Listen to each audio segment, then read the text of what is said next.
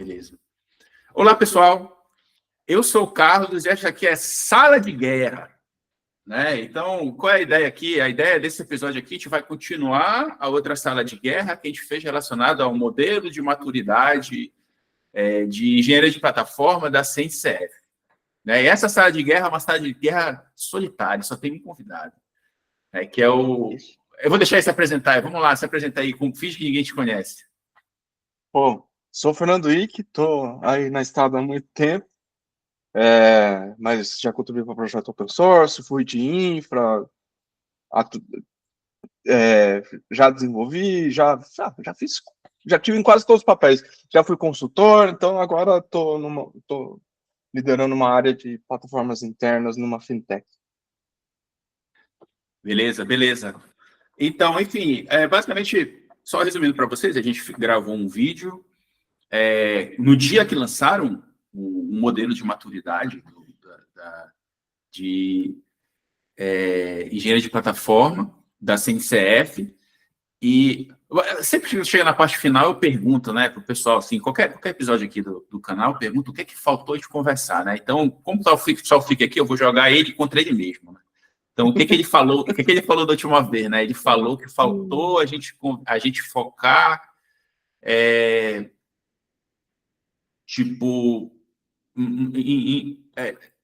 nas transições, né? Tipo, porque o modelo a gente tem 4 níveis, né, no modelo. Então, basicamente, a ideia é a gente conversar sobre as transições, né? Por exemplo, tem a transição do modelo operacional para o escalável, né? Porque são 4 níveis que a gente tem, né? Então, tipo, a gente tem o nível inicial, a gente tem o nível operacional, depois a gente tem o nível escalável e depois a gente tem o último nível, que é o nível otimizado, né? Então, basicamente, a ideia aqui é a gente conversar sobre esses níveis, né? Sobre a transição desses níveis, mas especificamente tentar focar ali entre o operacional e o escalável. Porque no inicial a gente está se assustando, a gente está conhecendo as coisas, a gente está tentando organizar a casa. Então, no operacional, meio que já está funcionando a plataforma interna, e a gente vai conversar aqui mais ou menos na transição entre o operacional e o escalável. E aí, a minha pergunta para o FIC, eu queria perguntar por que ele falou isso, por que tu sugeriu isso, né? Por que tu acha que isso é importante de a gente conversar? Porque, de modo geral, um processo de mudança, assim, tem a ver com coisas como plataforma engineering, qualquer outro. O operacional é quando você começa a experimentar e fala assim, putz, isso funciona. Agora, falando exemplo de infraestrutura, putz, agora você vai lá e self-serve esse recurso computacional, S2, S3, etc. Ou, o que está em voga agora, você tem seu modelo de machine learning, que você já consegue treinar self-service sem depender de um time de MLOps e coisas do tipo. Mas, quando você faz isso, entra um outro componente, que tem a ver com a escala. Depois que criou, eu sei a governança desse negócio, eu sei quem é o dono do recurso DC2, sei lá, se está minerando Bitcoin, ou no passado, que a gente fazia secretamente, jogava Counter-Strike.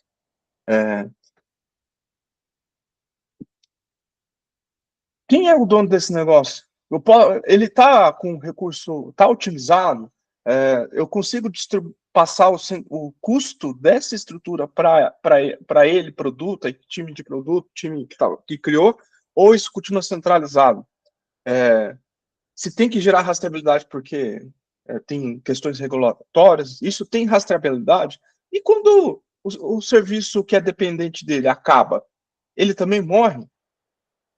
Então, você tem várias coisas que têm a ver com o ciclo de vida daquilo que está sendo criado, ou que, se não estão aplicadas, ele não ganha escala. Você só cria um processo de automatizar e gerar mais caos, porque você criou um processo permite muitas pessoas criarem, mas você não tem rastreabilidade suficiente para saber o que aconteceu, onde está, quem é o dono, e imagina quando tem falha de segurança, quando tem processo de auditoria, você tem que achar essas coisas para poder ir atrás. ferrou. Então, tem um desafio que, normalmente, quando os times de plataforma são designados como plataforma, eles começam a fazer, que é, eles primeiro criam, então eles habilitam, depois eles vão pensar na governança, que é aí que tem, porque começa a ganhar escala. E aí, quando é que ganha escala, aquilo só de fornecer já não é o suficiente. E aí vai para outras coisas. Pô, eu preciso atualizar um banco de dados, ou preciso atualizar um cluster de Redis, Kafka, Kubernetes. Puta, não pensamos nisso. Nós vamos ter que avisar todo mundo da empresa que nós vamos fazer atualização, alguma coisa vai ficar fora do ar, etc. Então, o que alguns vão chamar de dia 2, na verdade, você tem o mês seguinte de tudo que você habilitou, que é conseguir tocar. Porque se você não conseguir organizar e tocar o ciclo de vida do que você, plataforma, está criando, você continua atrapalhando a vida dos outros, ou, vou falar de taxa de abandono, quando cria um recurso, a pessoa, beleza, mas ela continua usando a console do provedor de cloud, ou a console de uma estrutura de lake, porque na ferramenta que você criou, ou que habilitou criar, não permitiu fazer atualização, não permitiu fazer outras coisas, ou não pensou nisso, que tem a ver com o dia a dia da pessoa que vai consumir aquilo. Senão eu viro uma palestra, eu parar aqui. Não, mas não para, só tem um convidado, é só tu. Eu vou ser obrigado a falar também agora. Vai ser, agora é um diálogo. Agora eu não vou conseguir escapar, né? O meu somatório fala, Carlos, tu não vai escapar, tu tem que responder também. Eu queria te dizer, assim, tu não acha que antes, né? Antes de a gente pensar no modelo de plataforma, porque na realidade a gente tem que tomar cuidado, né? Porque às vezes a gente está implantando e a gente não sabe o que a gente está fazendo, né? A gente está seguindo, sei lá, seguindo o hype do mercado, parecido.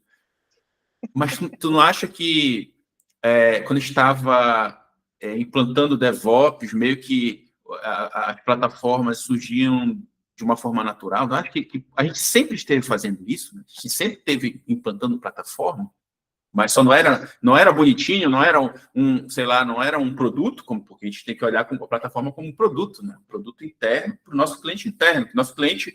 E outra coisa, o cliente, a gente pensa assim, é o dev. Na verdade, a gente vive outro mundo hoje em dia, né? A gente vive um mundo que tem os devs, a gente atende os devs, a gente atende o pessoal de engenharia de dados, a gente atende vários clientes internos, né? Não são só apenas os devs. Tu não concorda com isso? Tu não concorda que meio que a gente já fazia isso antes, que se só deu uma evoluída e até os clientes internos que a gente atende são outros, não são só apenas os devs?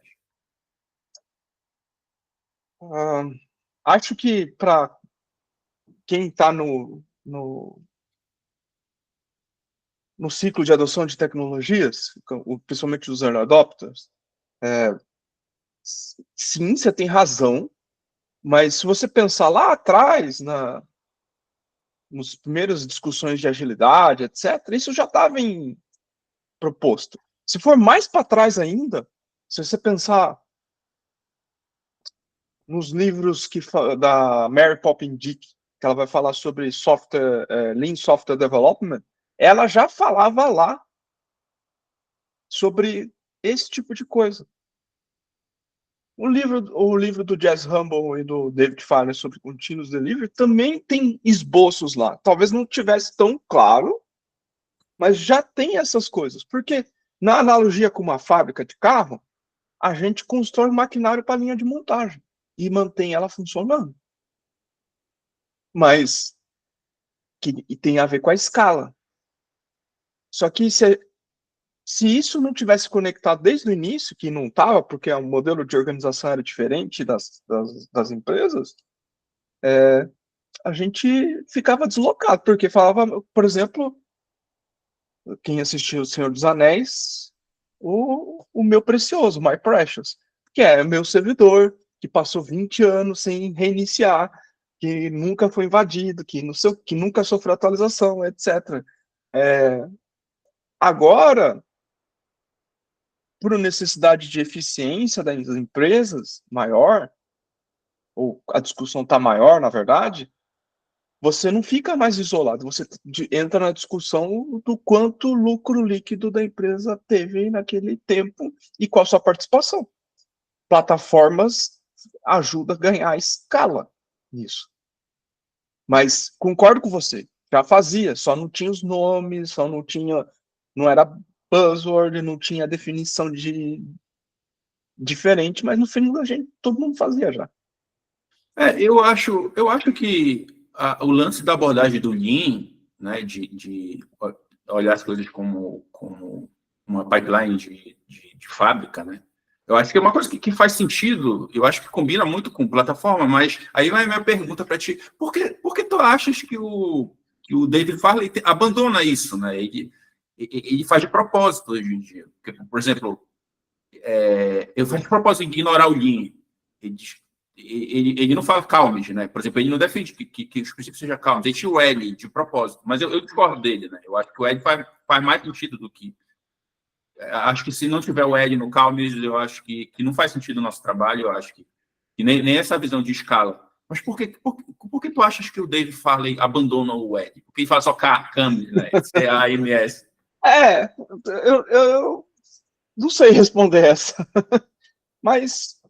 Não, porque tipo assim, tu vê que ele tem raiva, tu vê que ele fala umas coisas que faz sentido, por exemplo, o enfoque dele em engenharia, né? Ele fala que todos nós somos engenheiros, né? E isso é uma coisa bonita, uma coisa bacana dos textos atuais dele, do próprio canal dele de entrega contínua, mas é uma coisa que nunca eu consegui entender porque que ele tem meio que raiva, né? Ele tem raiva de hype, né? Eu não sei se ele tenta desvincular disso, mas eu fico curioso, assim. Ele é da cultura. Não consigo entender por que ele abandona o Lean. Eu acho que não tem que abandonar o Lean, porque eu acho que o Lean tem tudo a ver com o nosso trabalho, né? O nosso trabalho de quem é plataforma, quem é engenheiro. Porque é focar no que o cliente quer, né? Que a entrega valor verdadeira é essa, né? É tipo pensar no estoque, né? Eu não vou fazer um estoque das coisas, não, eu vou entregar só o que é necessário, só aquilo que estão me pedindo. Então, eu acho que tem um ponto nele que é válido. Que não é só ele que fala isso, outros falam também, não necessariamente de engenharia. Se eu não me engano, um brasileiro, o Rodrigo Yoshima, também fala disso. Porque, no fundo, Agile, DevOps, Platform Engineer, o que a gente está falando no final? É de feedback loop, que poderia ser num outro modelo qualquer que a gente inventar um nome. Mas, na essência, é um ciclo de interação, que pode estar você pode estar discutindo as melhores práticas de engenharia de software, com discussões arquiteturais, mas ainda assim você tem um processo de revisão e interação, que no fundo tem a ver com aprendizagem, com um amadurecimento das pessoas que estão em torno daquele processo, que o Lean, que Lean, todos os nomes que a gente vai inventando, vai compartimentando, e isso acaba limitando sobre o que você pode criar para melhorar e evoluir. Então, assim, se você deixou de fazer Gemba, então você não está fazendo mais Lean. Isso aí realmente... É porque, tipo, às vezes a gente fala as coisas, às vezes a gente hoje em dia existe tantas experiências ruins, né? O Scrum, pelo amor de Deus. E às vezes a gente fala uma coisa que talvez faça sentido, né? Eu vou dar um exemplo. Pô, eu acho que nesse caso aqui faz sentido a gente usar slice, né? Como é que se diz? Slice de tempo, né? E aí a gente fala isso, aí às vezes a pessoa pensa, pô, mas isso aí, sei lá, eu vou usar Scrum, o Scrum não dá certo. Pô, eu não falei Scrum, pô. Eu falei, vamos lá, slice de tempo, é diferente, né? Tipo, é uma solução que eu posso usar, talvez faça sentido, né? Tá entendendo? Faz sentido numa situação específica. Então, acho que falta isso hoje em dia, porque tem tantas experiências ruins, por exemplo, talvez ele esteja se referindo a implementações ruins, ou esse caso que tu falou aí, pô, o cara catedrático fala Lean, tem que usar tudo que está no Lean, tá entendendo? E às vezes não é tudo, é só um pedacinho, né? Então, tem coisas que são descritas no Scrum, que não é do Scrum, bro, que veio lá do XP. Tá entendendo? E não é assim, vou usar tudo. Não, pô. Às vezes... Inclusive, você pega coisas como é, a análise de requisito, etc., no que está no XP, não com esse nome, mas não é um terceiro que faz, é o desenvolvedor que faz. Então, assim, o David Farley ele tem uma razão que é você não pode delegar algo que é inerente ao seu trabalho a outra pessoa que talvez não tenha tanta profundidade sobre o que tem que executar. E aí você vai para um outro contexto que é a lei de Conway. Assim, se você tem muita gente para fazer um negócio, isso vai aumentar pode potencialmente aumentar a complexidade, porque significa às vezes mais passos, mais etapas, mais pontos de verificação, e vai desencadear, por exemplo, no negócio do Bezos lá, sobre 2 pizzas por time, que no fundo você vai ver, mas por quê? Porque precisa interar mais rápido. Para aprender não é rápido. E o mesmo vai do que a gente produz, seja como plataforma, seja como engenheiro de software. Eu entendo as críticas, que elas são válidas. Então, se fugir completamente da discussão de tecnologia, falar de algo militar, tipo, Odaloop. Odaloop foi criado por John Boyd, que era um piloto, que era uma interação que ele fazia porque o caça que ele pilotava era inferior ao dos inimigos, dos adversários, então ele usava esse recurso para ter um feedback loop para conseguir interando bem de forma reativa ao oponente para identificar qual era a melhor posição que ele tinha que ficar para poder reverter uma situação tipo num conflito. É a mesma coisa. E depois, inclusive, ele acabou virando projetista de aeronave. Mas ele que aplicou esse tipo de método. Mas no fundo é feedback loop. Então, assim, você não sente que as pessoas estão deixando de aprender o que seria o óbvio? Sim, concordo. Concordo.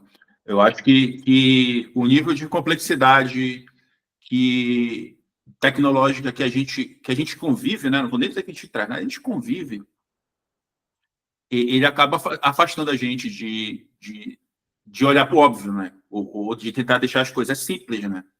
No final das contas. Porque o princípio da plataforma é a gente eliminar a carga cognitiva para o nosso cliente, para o nosso usuário. Mas e a nossa, né? E a nossa carga cognitiva? Assim, porque a gente vai fazendo shift left, mas o right está ficando com alguém, né? E assim, concorda comigo? concordo, e ele tem que ter algum conhecimento para operar aquele negócio. Pelo menos os fundamentos. Se ele não tem, na hora que quebra, ou tem um problema, como é que ele lida com aquilo?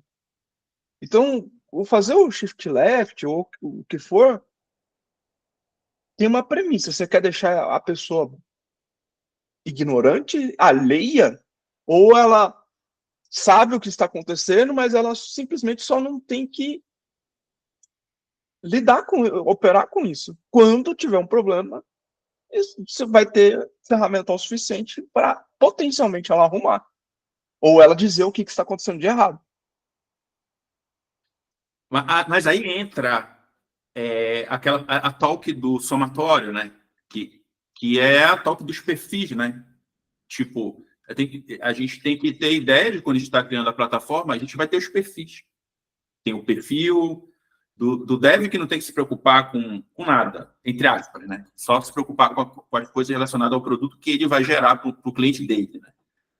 E tem o perfil, vai ter os perfis intermediários, né? Tipo, o dev que já vai ter que ter um pouco de noção da parte de infra, pode falar, desculpa. Não, desculpa. Só que acho que esse é um ponto que é inerente e vai do que o David Farley geralmente faz crítica.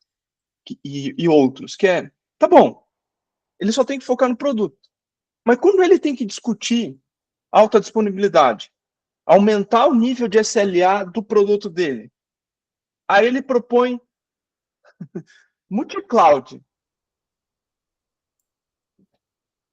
Como é que você faz? Como é que ele faz? Você vai ter que argumentar com ele, se você é um cara, uma pessoa de infraestrutura, por que que ele não tem que fazer isso? Ou, vamos supor, eu quero criar um LLM, pô, então eu vou usar multi-LLMs, porque eu garanto melhor acurácia.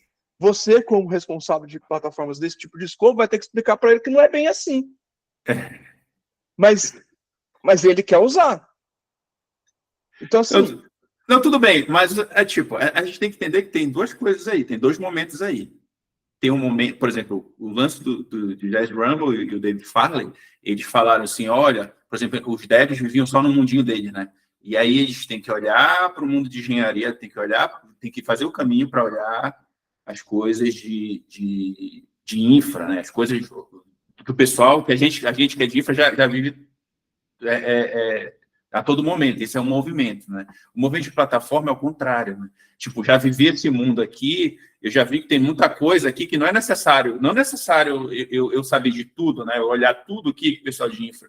Então, a gente está vivendo um movimento contrário, né? A gente está vivendo um movimento para o dev olhar para o que importa, o que vai agregar valor dentro do mundo dele. E aí tem um problema, né? Aí tem um conflito, né? Porque aí tu volta para aquele problema de antigamente, né? E por isso, que eu estou falando dos perfis, entendeu? Ele tem que... ele não precisa estar alheio. Porque a infraestrutura é um pouco... Vou falar de segurança. Se você delega segurança só para as pessoas que são especialistas de segurança, você não faz segurança. Principalmente falando de código seguro, né? Para evitar estouro de pilha de memória, vulnerabilidades... por exemplo, de roubo de token, coisas do tipo, é impossível que uma empresa esteja segura, que tenha as melhores práticas de segurança, se não tem um nível de engajamento da pessoa. Mesmo que o perfil seja, eu sou desenvolvedor, eu tenho que focar no produto, mas o produto tem que ser seguro. O problema é que talvez hoje, do jeito que está vendendo plataforma, eu estou facilitando a vida dele para quê? Para entregar mais rápido? Tá bom, isso aí é desde 2008. É para aumentar a resiliência? Não estamos fazendo essa discussão. Quem é que está fazendo esse tipo de discussão maior? Talvez me fugiu o nome dele. O par do John Raymond lá no 10 deploys por dia. É Ginichini? Não é Ginichini. Não. Quem estiver assistindo aí, depois coloca nos comentários. Pô, eu sempre falava dele, John Osborne.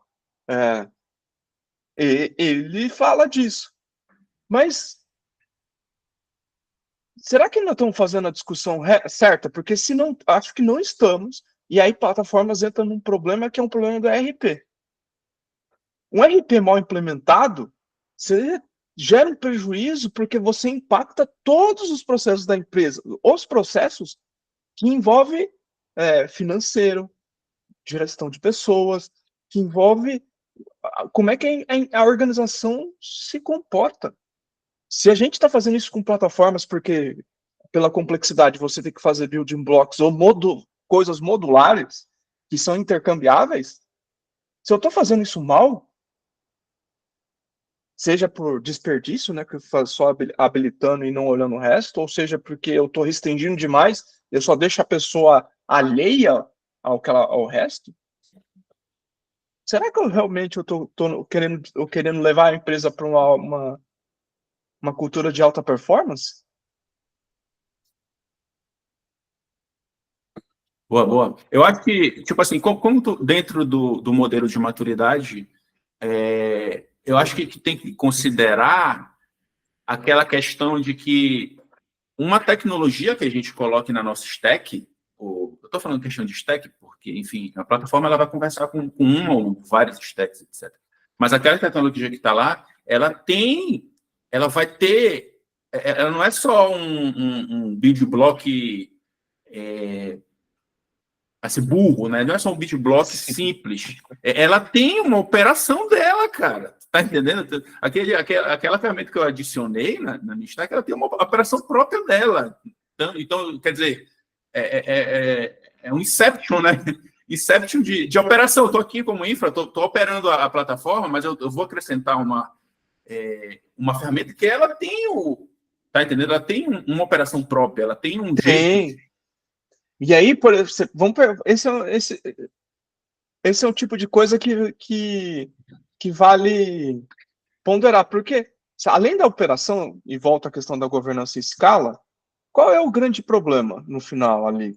Se você tem 20, sei lá, a empresa tem 10 linguagens de programação, e cada linguagem de programação tem 2 ou 3 frameworks. No final, você está preparando uma plataforma que tem que suportar 30 coisas diferentes, que tem comportamentos diferentes. Se você tem serviços de terceiros, como costuma ter observabilidade e segurança, que tem inspeção dos produtos que são desenvolvidos em cima desses contextos, desses frameworks, então você tem que lidar com uma matriz de compatibilidade e fazer escolhas do tipo quais as principais linguagens, frameworks que são utilizados para criar, porque senão você volta num outro problema que toda empresa de tecnologia tem, eu tenho que suportar quanto do cenário que tem no mundo, que aí, falando de mundo, tem milhares de linguagens de programação. Então, se não lidar com matriz de compatibilidade, a operação fica muito mais custosa, porque dá muito mais trabalho, porque você tem que suportar como é que o Java se funciona, por exemplo, dentro do Kubernetes, que tem características específicas do Java que o operator ou o HPA de modo tradicional não sabe lidar bem. Que se for usar Python vai funcionar um pouco diferente, que for usar Go vai funcionar um pouco diferente. Então, tem governança sobre como é que lida com matriz de compatibilidade e funcionalidade, ela tem um impacto na operação para dizer se a operação precisa ter 1, 2 ou 2.000 pessoas.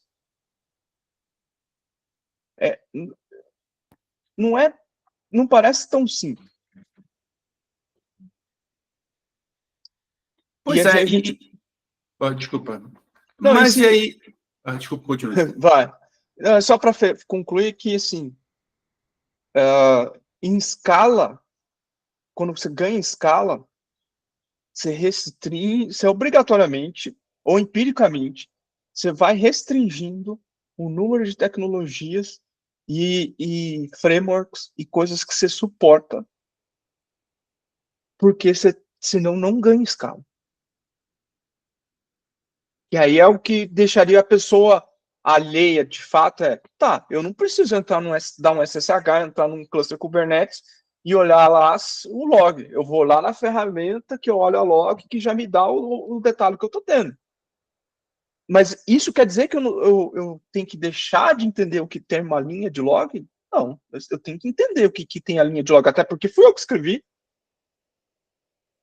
Então, a operação ela tem que simplificar, mas ela nunca pode, e principalmente, ter que restringir com matrizes de compatibilidade do que suporta, mas nunca pode deixar as pessoas alheias do conhecimento necessário para que aquilo que ela opera, ela consiga fazer com excelência.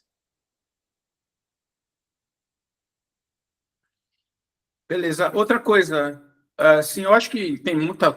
Assim, quando a gente está falando de cloud, eu vou trazer a conversa para cloud. Eu acho que tem muita coisa que do nosso trabalho, assim, no geral, de todo mundo da equipe, não falo só do pessoal que é engenheiro de DevOps ou do pessoal de infra, que deveria ser meio padrão, né? Você falou, por exemplo, questão de segurança, mas eu acho engraçado quando eu vejo o pessoal falar de FinOps. Cara, a gente não deveria estar pensando nisso antes, né? Tipo, e usar menos recursos, né, para resolver os problemas. Assim, até que ponto você acha que a cloud, por si só, já deixa a gente mal acostumado, né? Da gente, eu não vou me preocupar aqui com questão de custo, porque, sei lá, eu já tenho essa funcionalidade que eu clico um botãozinho aqui e já me dá o que eu quero de uma forma mais fácil. E, assim, até que ponto tu acha que e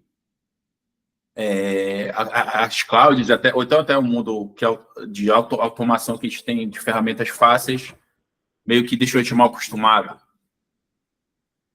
Na verdade, ela moveu a complexidade para outro lugar. Porque a complexidade old school, onde estava? Você tinha servidores físicos, ou máquinas virtuais dentro de ambientes físicos, que tinham uma limitação financeira técnica, que é a quantidade de servidores físicos que você tinha alocado. E se você passasse disso, você tinha que discutir com o financeiro para ter capex. Então, o ponto é que, quando você está falando disso, você tem um investimento de entrada geralmente muito alto, porque você tem que comprar uma infraestrutura, ou alugar ela, mas você geralmente paga logo de cara. Quando você vai para a cloud, esse custo inicial ele é diluído durante a operação. Então, em teoria, você consegue lidar melhor com isso. A questão é que ela foi se tornando mais complexa porque você foi nascendo um monte de funcionalidade para lidar com escala e resiliência. Quando você vai para esse escopo, aí você vai, por exemplo, você tem Redis, você tem estruturas assíncronas, com Kafka e outras coisas, filas, etc. Você tem vendors ultra especializados que você vai querer fazer integração.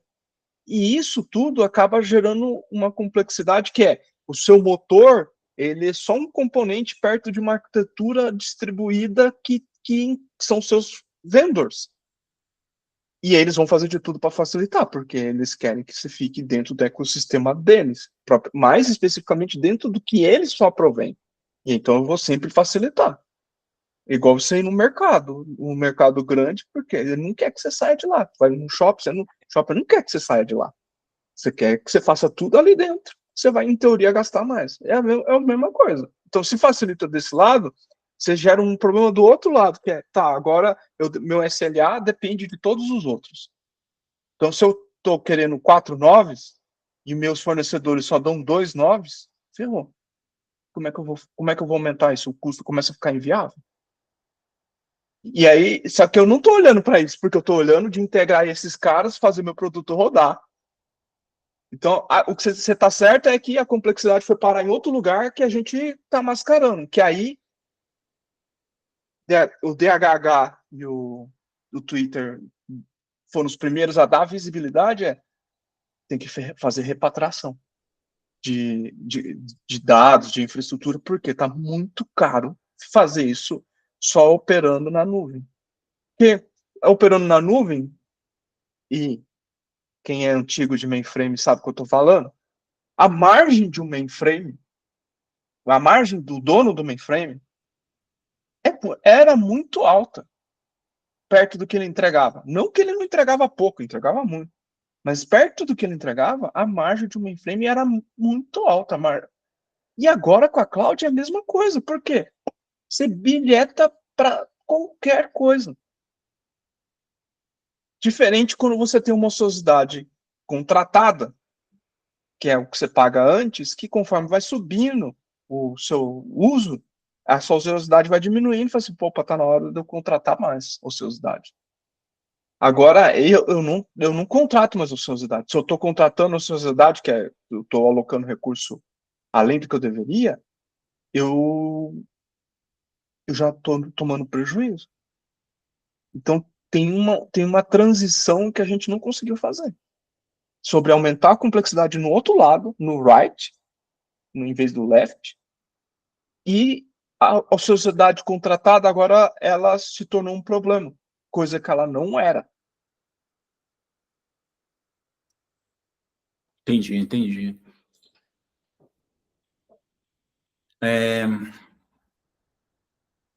Eu estou pensando aqui, a gente...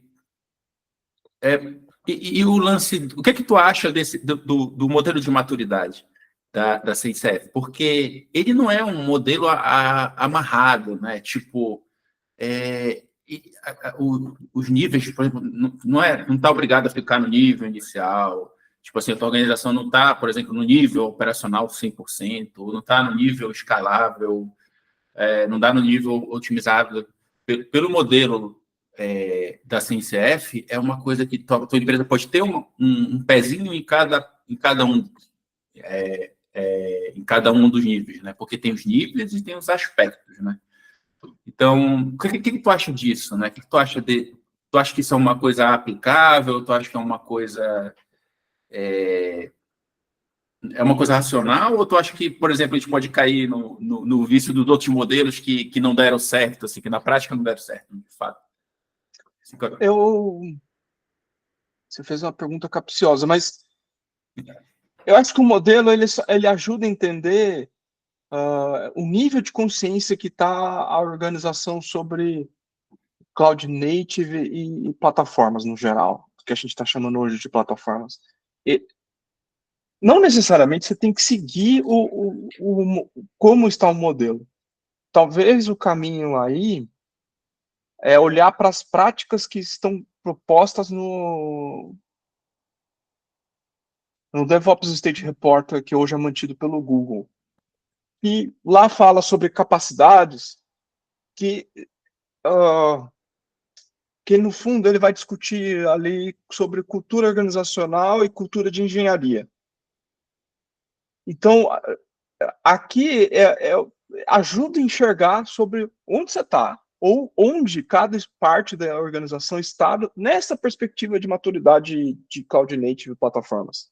Mas, para você sair de um ponto para o outro, não é aqui que você vai olhar. Aí vale olhar para as capacidades DevOps que está no livro na estrutura lá do Google Cloud e no DevOps Stage Report, não porque você tem que seguir tudo que está lá, é porque lá tem bons insights sobre coisas que estão aqui no modelo de maturidade que ajudam a cumprir gaps dentro do que você consegue fazer. Então, tipo,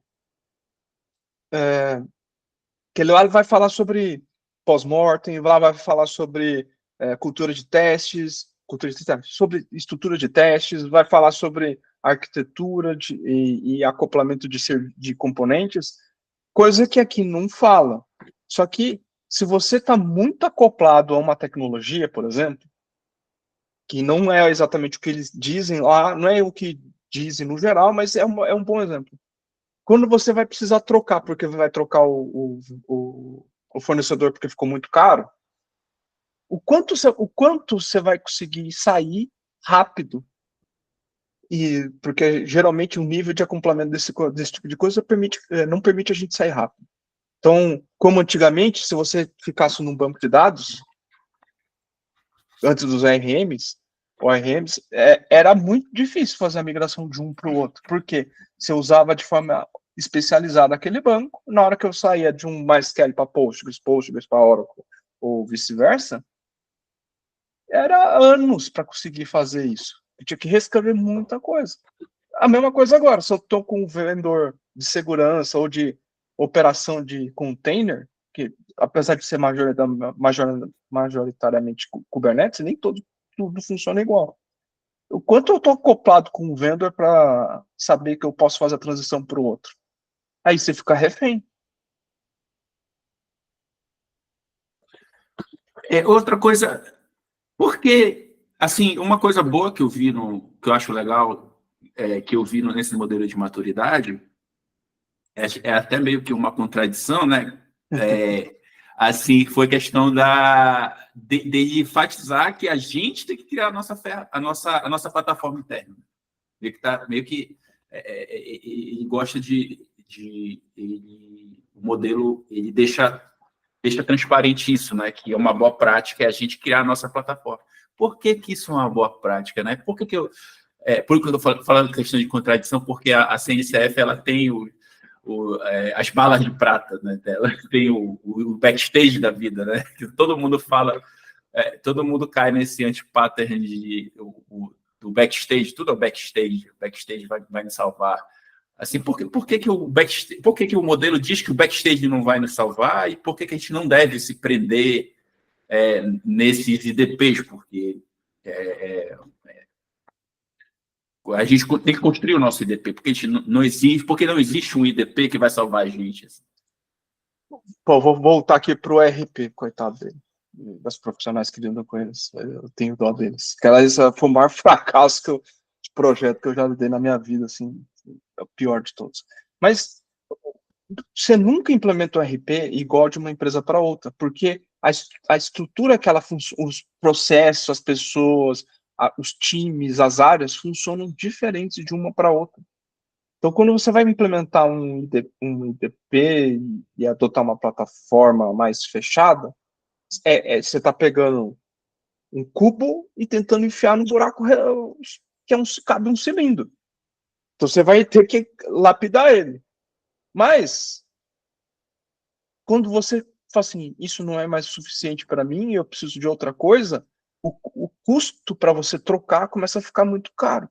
Mas aí tem outro ponto que, geralmente, quando eu vou discutir open source, adoção de open source internamente ou desenvolvimento interno versus contratação externa. Na verdade, tem uma relação eu vou chamar de boca de jacaré aqui, que é o custo da empresa versus a receita. Então, assim, no início de toda a organização, você acaba comprando, não, toda não, a maioria, você acaba comprando solução externa porque você não tem gente suficiente para criar a sua própria tailor-made, assim, preparada para o teu ambiente ganhar escala. Então, você já contrata a escala, só que você também contrata os processos que está vindo do fornecedor, qualquer, RP, etc. Que pode ser cloud, etc. Mas, se você vai vendo isso no decorrer do tempo, então você vai aumentando a sua receita e consequentemente, esse fornecedor vai aumentando também. Quase no mesmo ângulo de crescimento. Só que as empresas, elas querem que o custo operacional fique menor. Então, assim, a receita continua num ângulo agudo de crescimento e a operação num ângulo mais próximo do chão ali, de um gráfico, do eixo X. Então, qual é o ponto ali no final? É que no meio dessas coisas você fala assim, está na hora de começar a internalizar, porque meu custo de pessoas, mais o que elas constroem e o capex que eu consigo ter, junto com a operação, ele é menor do que o fornecedor que está me dando a solução com as licenças, o direito de uso, etc. E aí como é que isso começa a ganhar escala. Então você vai ver isso acontecendo, por exemplo, com Netflix, com Uber, com a Spotify, esqueci o e-commerce que tem lá no Canadá, Shopify, e outros que começam a desenvolver coisas internas, porque contratar externo começa a ficar muito caro e a impactar a receita da empresa. Então, essa historinha longa aqui é para contar que plataformas que você vai construir faz sentido que esteja interno, ou você vai contratar coisas externas, transitórias ou não, elas têm que ter uma boa, ser muito bem pensadas para ser intercambiáveis com as coisas internas que você vai desenvolver para que ele não vire um limitador no futuro, seja por causa de custo ou por obsolescência técnica da própria plataforma, porque no contexto que você contratou no início é diferente, ou que você adotou, né, no caso Backstage, para onde você está, não é igual. Já começa a virar um problema. Beleza. Assim, times de plataforma, engenharia de plataforma não é uma coisa para usar em qualquer lugar. Assim, é uma coisa que combina muito com grandes organizações, e, enfim, com alguns casos específicos. E, assim, eu quero saber a tua opinião, porque geralmente esses locais, essas organizações grandes, já estão implementando outros frameworks, né? Por exemplo, como o SAFe, né? O SAFe é muito utilizado, né? E, assim, não existe... SAFe, de agilidade? Exatamente. Estou falando do SAFe. A gente vai... É muito utilizado. Tá Enfim, bom. Assim, eu citei o Safe como exemplo, mas tu pode pegar outros exemplos, Tá. que seja, outros frameworks que outros organismos usam, mas, tipo, que seja, assim, quando que esses frameworks que são utilizados pelas grandes organizações entram em conflito com o modelo de plataforma, quando a pessoa tenta implementar, porque eu consigo enxergar que vai existir esse conflito, né? Vai existir esse choque aí. E aí eu queria saber a tua opinião de quando que acontece e como contornar esse tipo de choque. Cara,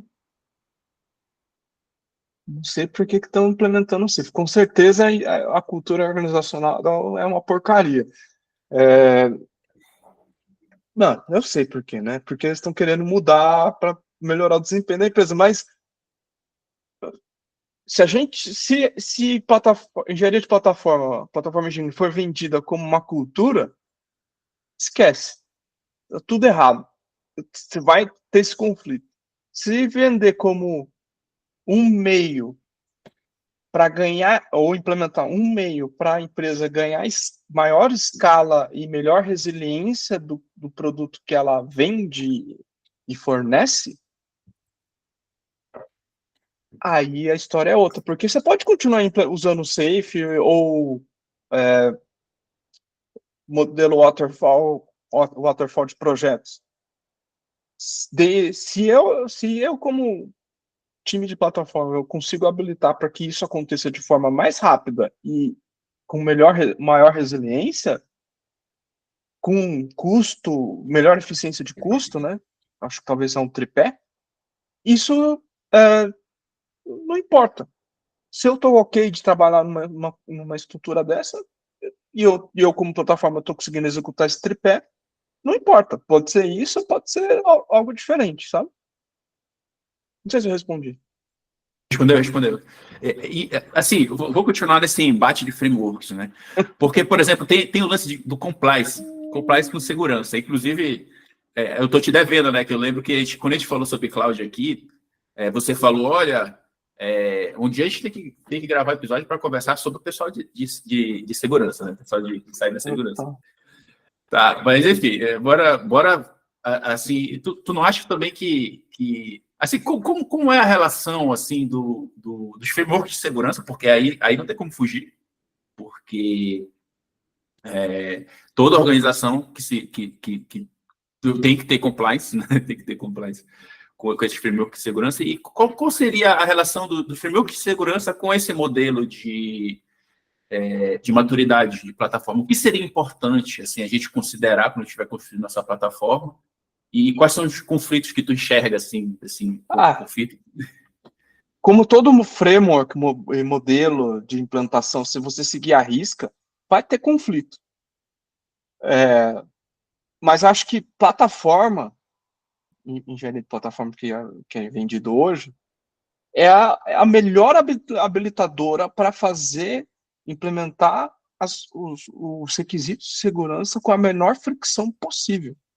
Quando isso não acontece, geralmente você tem vulnerabilidades em escala, potencialmente catastróficas, porque a complexidade que está envolvida, ela deixa vários pequenos gaps em vários pontos da arquitetura da empresa, arquitetura da operação de tecnologia, que um atacante ele consegue, com algum esforço, entrar e fazer um estrago sistêmico. Então, eu vejo assim, se o pessoal de segurança, mais o pessoal que cuida de plataformas, não tiver um processo de convergência, eu não preciso implementar um framework de segurança à risca, sem entender a cultura da empresa. Também, como plataforma, eu não preciso ser um bloqueador disso, eu tenho que ser um habilitador para que isso aconteça com a menor fricção e que as pessoas ainda continuem entendendo de segurança. Não com toda a totalidade que o especialista, mas, né, desenvolvimento seguro não é especialista de segurança que faz, é o desenvolvedor. Mesmo com Kubernetes, quem cria e mantém uma plataforma de Kubernetes dentro da empresa tem que saber de segurança, porque é ele que vai fazer o hardening desse negócio. Então, eu vejo conflito, mas aí é o conflito que a gente fala desde 2008 de DevOps. E agora eu vou puxar uma pergunta polêmica aqui. Tu acha que o pessoal de segurança tem maturidade para lidar com o nível de DevOps que a gente tem, que a gente trabalha? Assim, o pessoal de que é engenheiro DevOps, SRE, etc. Vamos lá. Eu acho que não. Porque, assim, deixa eu fazer uma ressalva importante aqui. Sim, muitos são muito bons quando eles têm conceitos de engenharia, de software. Esses profissionais que têm conceitos de engenharia de software e conceitos do que a gente está chamando de plataforma, eles, inclusive, são melhores do que as pessoas que trabalham com plataformas, são SREs, DevOps, etc. Mas aí, falando do geral, geralmente eles se escondem atrás dos frameworks para dizer que tem que fazer, só que se você disser que tem que fazer porque o framework diz, porque a instrução normativa, whatever, está dizendo que tem que fazer, sem contextualizar e sensibilizar para que aquele que é responsável pela plataforma entenda e aplique para resolver esse problema ou para ir em direção da conformidade, normalmente o que acontece se tem uma implementação ruim ou leva muito tempo para que seja implementado. Eu fiz essa pergunta porque eu tenho muitos amigos da área de cibersegurança, né? E eu tenho essa impressão que você falou aí. Eu tenho a impressão que eu acho estranho, porque as pessoas que eu conheço que têm maior conhecimento técnico, profundidade de engenharia, que são muito boas, são da área de cibersegurança, né? De InfoSec. Só que, ao mesmo tempo, as pessoas mais estranhas também são de lá, assim, que eu vejo. Às vezes eu vejo assim, pessoa de referência falando bem de, assim, eu não estou dizendo que é ruim, pelo amor de Deus, mas falando de software proprietário como se fosse, sei lá, tipo, no que diz respeito à segurança, tipo, o Santo Graal, né? Tipo, nossa, o cara fala tão bem e tenta menosprezar assim, o software livre, open source, essas coisas, eu fico olhando assim, eu fico pensando, pô, essa pessoa, não sei que mundo ela vive, cara, tá entendendo?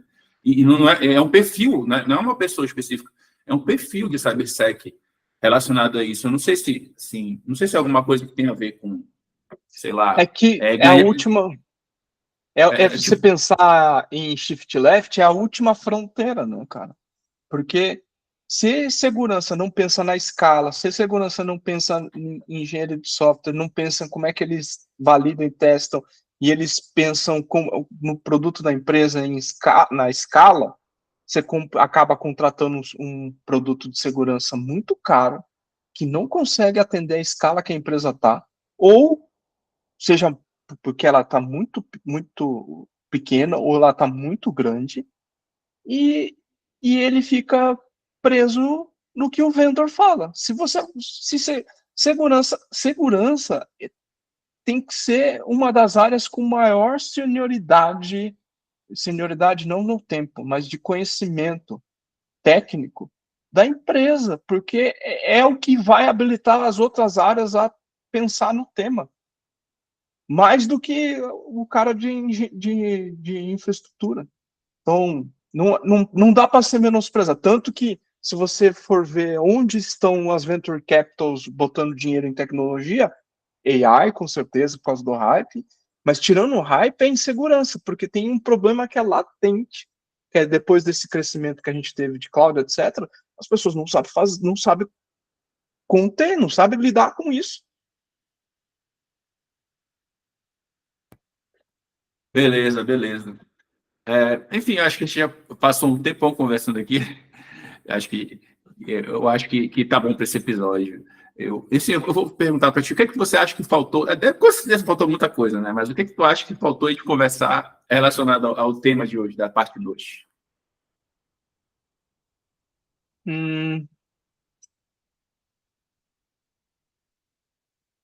Talvez... Que pergunta capciosa, hein, cara? Então pode fazer o seguinte, vou fazer a pergunta mais fácil. O que é que tu acha que faltou de conversar sobre engenharia de plataforma ou modelo de maturidade de engenharia de plataforma? Pronto, que aí Eu acho que faltou... Faltou outras pessoas para contrapor. Não, não pode não, não pode não. Hoje foi só você. Não, assim, eu acho que entraria no mesmo balaio o inteligência artificial, mas talvez precisaria ter alguém de inteligência artificial para fazer essa contraposição, porque a inteligência artificial, vou fazer um recorte bem específico aqui sobre LLM, que a galera tá aí toda desesperada no hype, porque é plataforma, no final das contas. É a mesma coisa, o Ernest Vogel lá, CTO da AWS, é a mesma coisa que você tem que fornecer um conjunto de coisas que a pessoa não precisa entender na complexidade que você tem domínio, de forma que ela consiga usar que ganha em escala na empresa. Você tem que garantir governança, você tem que garantir segurança. Então, qual é a diferença no final das contas? Dinheiro, no final, porque hoje é onde está mais dinheiro. Mas não tem muita diferença, a gente não tocou nesse tema, mas para mim, eu vejo um sombreamento, sabe? É o mesmo escopo, só com outras coisas. Beleza, beleza. E quais são as tuas considerações finais sobre o tema? Em modelo de maturidade, se você segue a risca, você está na profissão errada. Porque a gente lida com um trabalho intelectual. Eles ajudam você a entender onde estar, mas eles não te guiam para onde tem que ir. Isso aí é uma escolha da empresa que você trabalha e onde você pode propor. Boa, boa, boa. E agora vamos às perguntas pessoais, né? O que é que tu anda lendo? Assim, o que é que você anda lendo e o que é que tu recomenda para o pessoal assistir? O pessoal que está assistindo, né? Qual tipo de conteúdo, livro, tu recomenda sobre esse tema aqui que a gente está conversando? Pô, eu esqueci o nome do livro, mas é de um cara chamado Howard Marks, que é um desses caras aí que ganha dinheiro pra burro. Ele eu fui pegar a colinha aqui. The Most Important Thing.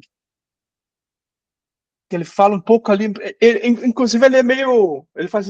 Não no livro, né? Em entrevista, ele fala sobre o antifrágil do Taleb. Ele ficou famoso em fazer investimentos geralmente contra o que o mercado está falando. Ele tem uma história bem interessante e ele parece ser bem, até onde eu vi, né? Eu não conheço a vida toda dele, não posso falar nada. Mas até onde eu vi, parece uma pessoa ponderada, assim. Então tem sido uma descoberta interessante. Mas tava vendo, antes de você me chamar para conversar, tava assistindo um vídeo da Deutsche chamado How Tiny Brains Do Brilliant Things. Como pequenos cérebros fazem coisas incríveis. Na tradução poética. Boa, boa. E o que é que tá assistindo, sei lá, de cultura pop, série, vídeo, filme, essas coisas?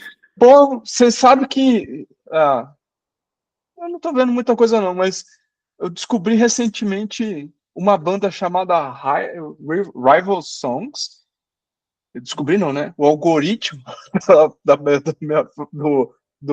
da plataforma de música que eu escuto, ele colocou essa banda e falei, cara, que banda legal que eu vi. Boa, boa.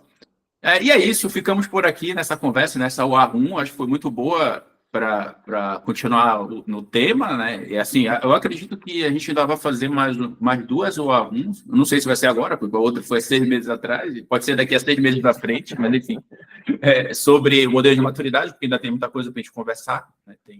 Tem a questão dos aspectos, e, enfim, a questão do nível, né, dos níveis, e também exemplificar alguns outros tipos de implementações.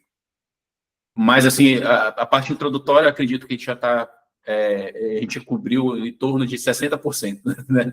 Ainda está faltando Já está faltando muita coisa, mas enfim, vão haver outras warnings relacionadas a esse tema, né? Poder de maturidade. E é isso, eu vou deixar aberto para a despedida aí. Obrigado, desculpa esse monólogo entediante que vocês tiveram que assistir. Quem sabe surjam outros convites e esteja por aí. Então, obrigado aí, assista os outros vídeos do canal. Beleza, obrigado aí pela presença. Assim, não foi um monólogo inteligente, foi muito legal, e até eu falei um pouco aqui, não fiquei tão quieto, viu, somatória? Enfim. É isso, dá tchau aí, emite som, Valeu. poder aparecer. Até mais.